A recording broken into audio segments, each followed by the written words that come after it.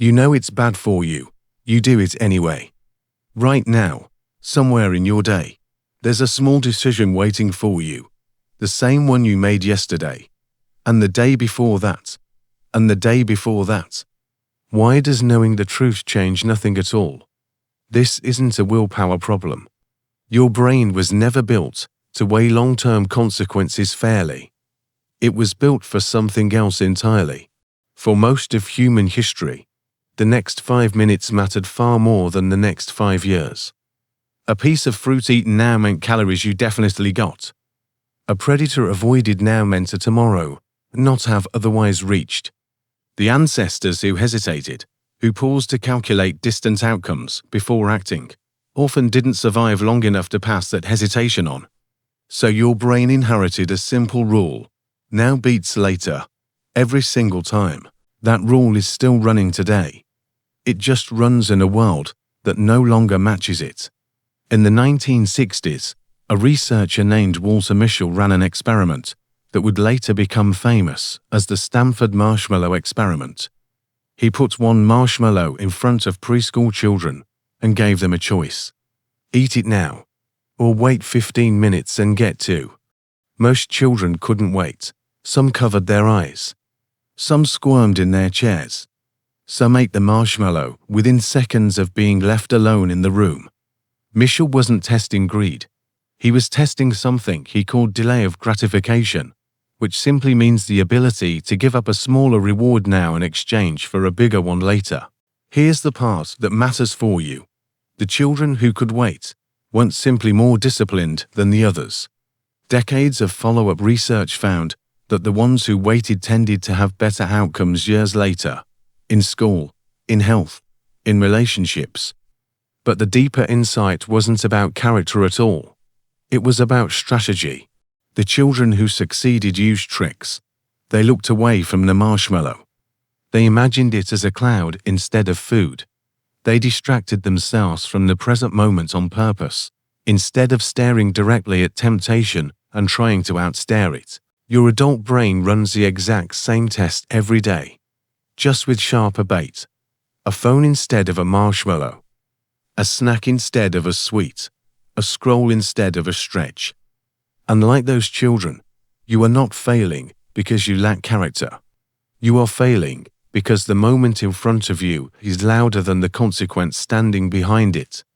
Why does the moment feel so loud? This is where dopamine comes in, and almost everyone misunderstands what it actually does. Dopamine is not the chemical of pleasure. A researcher named Wolfram Schultz, working with primates at Cambridge, discovered something stranger than that. Dopamine spikes before the reward arrives, not after. It isn't about enjoying the thing once you have it. It's about anticipating it before you do. Your brain releases a small hit of motivation the moment it predicts something good is coming. The notification sound, the bag crinkling open, the lighter flicking. By the time you actually receive the reward, the chemical signal has often already peaked and started to fade. This means the bad habit was never really about the habit itself. It was about the prediction. Your brain learned, through repetition, that one specific cue leads to relief. So now it fires that anticipation signal automatically, long before your conscious mind ever gets a vote. Picture this. It's late. You told yourself you'd stop an hour ago. The room is quiet. The light from the screen is the only thing moving, and your thumb is already reaching before your mind has even finished the sentence. Just 5 more minutes. That reach isn't a decision you're making. It's a prediction firing on autopilot, built from hundreds of nights that came before this exact one. So if dopamine is driving the want, why doesn't willpower simply override it? A psychologist named Roy Baumeister ran a series of studies in the 1990s on something he called ego depletion, the idea that self-control draws from a limited mental resource, almost like a battery that drains the more you use it. In one experiment, participants who resisted eating fresh-baked cookies in favor of plain radishes performed worse on a frustrating puzzle task immediately afterward than people who hadn't been asked to resist anything at all. Resisting one temptation, it turned out, left less control available for the very next one. The implication here is uncomfortable. Every time you white-knuckle your way through a craving, you are spending a resource that doesn't refill instantly. By the time evening arrives, after a full day of small resistances at work, in traffic, in conversations you wanted to walk away from, but didn't, your battery is often already running low. The bad habit doesn't win because you are weak. It wins because it shows up exactly when your defenses are thinnest, which is rarely an accident. Here's the twist almost no one expects. Trying harder to resist can actually make the habit stronger, not weaker. A researcher named B.J. Fogg, who studies behavior design at Stanford, found that most habits aren't driven by motivation at all. They're driven by three things lining up at the exact same moment: a prompt, an ability, and a motivation, all arriving together. Remove any single one of them, and the behavior simply doesn't happen. But fight motivation directly, over and over again, and you're fighting the one variable that fluctuates the most and the one you control the least.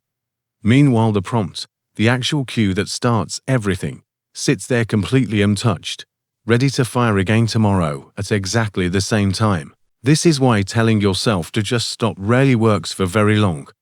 You're trying to win a battle on the one front where you are weakest, while ignoring the front where you are actually strongest. Think about what that means for the thing you keep doing. It was never really a character flaw sitting at the center of who you are. It's closer to a worn path through a forest. Walk the same route enough times and the grass underneath simply stops growing back.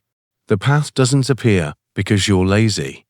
It appears because that specific route has become easier than any other route through the same trees, and your feet, like your brain, will always choose the easiest path available in the moment. And paths like this can be redrawn, not by staring at the old one and demanding it disappear through sheer force, but by removing the prompt that starts the walk in the first place, or by making that very first step slightly harder than it used to be. Consider what actually changes when you do that.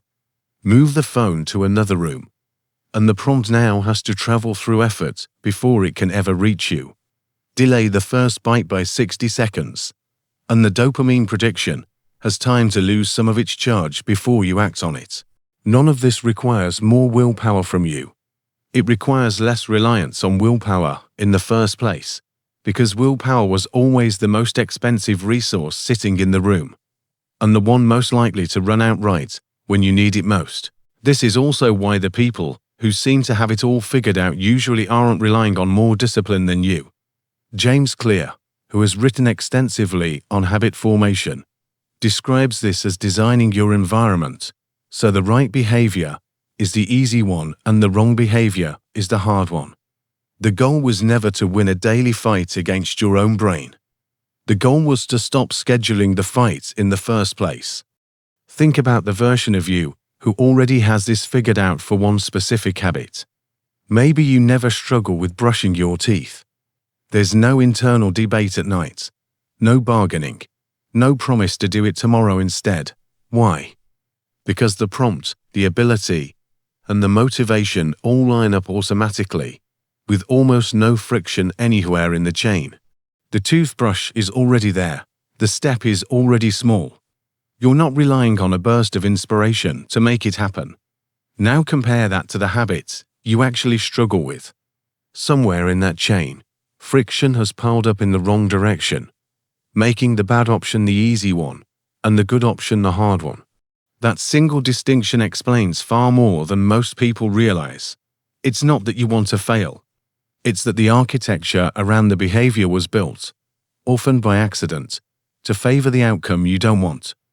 A notification that arrives the instant you open your eyes. A snack placed exactly at eye level in the kitchen. A habit loop that was never designed by you in the first place, but inherited from defaults set by other people, other companies, other algorithms that profit from your prediction firing as often as possible. So the real question was never about how to want the good thing more. It's about how to make the good thing require less. So the next time you're self-reaching for the thing you swore you'd stop reaching for, notice what's actually happening underneath it. It isn't a failure of character. It's a prediction, inherited from ancestors who needed it to survive, sharpened by a brain chemical that cares more about anticipation than satisfaction, running on a battery that's already half empty by the time the cue even appears. You know it's bad for you. Now you know why you do it anyway. And that knowing is the first redrawn line in the path.